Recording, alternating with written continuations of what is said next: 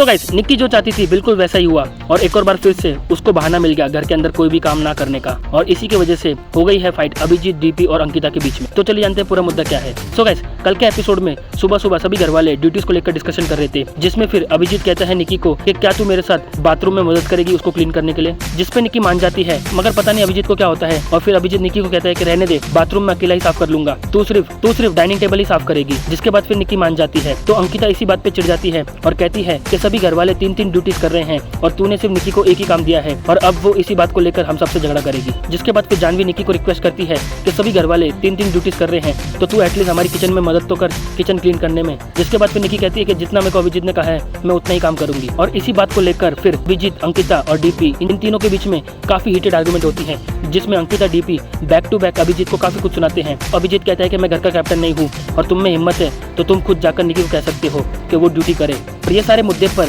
की चुपचाप बैठे हुए हंस रही थी और इन सब के मजे ले रही थी। गाइस, आपको बता दे कि निक्की कोई ना कोई बहाना ढूंढती है ताकि उसको घर की ड्यूटीज करनी ना पड़े, और कल अभिजीत ने उसको ऊपर फेवर कर दिया और सभी घर वाले इसी बात को लेकर काफी चिढ़ गए। तो गाइस, ये तो फिनाले वीक की शुरुआत है, अभी देखना ये होगा कि आगे और कितने झगड़े होते हैं और निक्की किस किस से पंगा लेगी। आपको क्या लगता है, हमें कमेंट करके जरूर बताइए।